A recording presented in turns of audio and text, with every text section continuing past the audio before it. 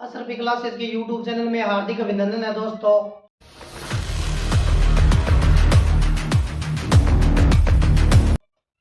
अब हम आज लेकर आए हैं लाभ हानि की क्लास 11 को। ये लास्ट क्लास है लाभ हानि की, और लाभ हानि का ये सवाल है, किसी वस्तु को 1800 रुपए में बेचने पर हुई हानि उस वस्तु को 2400 रुपए में बेचने पर होने वाले लाभ की दुगनी है, तो उस वस्तु का क्रय मूल्य क्या होगा।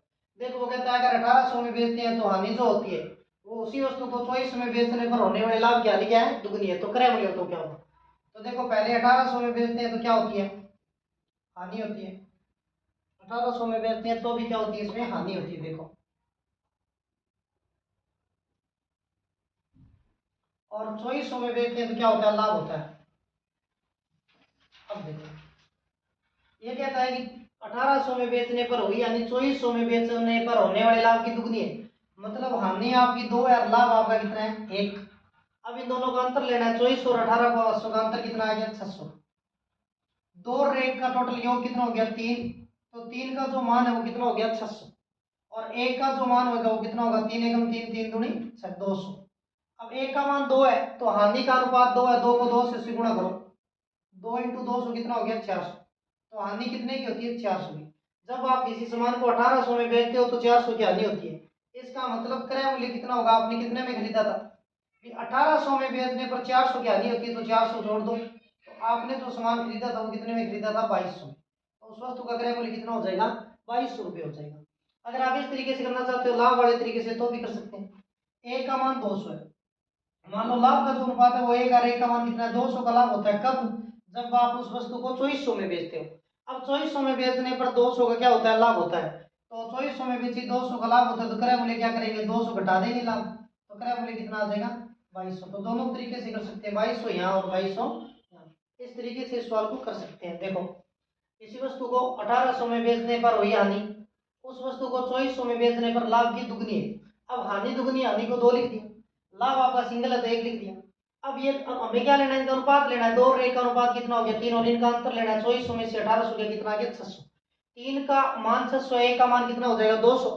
अब 1 का मान 200 आ गया, तो आपकी हानि का जो अनुपात है वो 2 है, 1 का 2 है, तो 200 का कितना हो जाएगा, 400। मतलब 1800 में जब आप बेचते हो तो आपको 400 की हानि होती है, और 2400 में बेचते हो तो ये 200 का लाभ होता है, मतलब 1 अनुपात लाभ 200 का लाभ होता है। तो 2400 में से 200 घटा दो, 2200, और 1800 में बेचने पर 400 की हानि होती है, जोड़ दो, क्योंकि हानि जोड़ी जाती है, लाभ घटाया जाता है। तो आपका जो क्रय मूल्य आएगा, 1800 में 400 जोड़ दिया 2200, और 2400 में इधर 200 घटा दिया, कितना आ गया, 2200। तो इस तरीके से हम इस सवाल को कर सकते हैं। ऐसा एक दूसरा और उदाहरण लेते हैं। किसी वस्तु को 1200 रुपए में बेचने पर हुई हानि,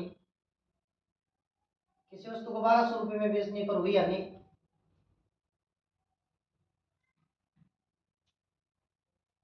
2000 रुपए में बेचने पर होने वाले लाभ की तिगुनी है। किसी वस्तु को 1200 रुपए में बेचने पर हुई हानि उस वस्तु को 2000 रुपए में बेचने पर होने वाली लाभ की क्या है, तिगुनी है। तो उस वस्तु का क्रय मूल्य बताओ कितना होगा। तो वापिस वही करेंगे, जैसे 1200 में बेचने पर क्या होती है, हानि। 1200 में जब उस वस्तु को बेचते हैं तो क्या होती है, हानि। और 2000 में बेचते हैं तो उस वस्तु पर क्या होता है, लाभ होता है। अब 1200 में बेचने पर हुई हानि 2000 रुपए में बेचने पर होने वाले लाभ की क्या, तिगुनी। तो अब देखो हानि आपकी 3 गुनी और लाभ कितना है, 1। अब इन दोनों का अंतर लेते हैं, 2000 और 1200 का अंतर कितना आ गया, 800। अनुपाती योग 3 और कितना हो गया, 400। अब 4 का भाग देते हैं 800 में, 4 एकम 4, 4 दूनी 800। अब एक का जो मान आएगा वो कितना आ गया, 200। अब एक का मान 200, आपकी हानि कितनी होती है, 3। 200 को 3 से गुणा करो, 200 इंटू 3, कितने की हानि होगी, 600। इसका मतलब आपने जो चीज खरीदी थी 1200 में, जब कोई चीज बेचते हो तो 600 का घाटा लगता है। इसका मतलब आपने वो चीज कितने में खरीदी, 1200 में 600 जोड़ दो, 1800 रुपये। तो क्रय मूल्य कितना आ जाएगा, 1800 रुपये आ जाएगा। और यहाँ आपको एक का लाभ होता है, मतलब 200 का, 2000 में से 200 घटाओगे, क्रय मूल्य कितना आ जाएगा, 1800 रुपये। तो इस तरीके से इस सवाल को हम कर सकते हैं। अब एक सवाल इसमें एक और भी लैंग्वेज आती है, जैसे देखो किसी वस्तु को 1200 रुपये में बेचने पर हुई हानि उस वस्तु को 1489 रुपए में बेचने पर होने वाले लाभ से, 1489 रुपए में बेचने से होने वाले लाभ से 12 से ही 1/2% अधिक है। तो उस वस्तु का क्रय मूल्य क्या होगा।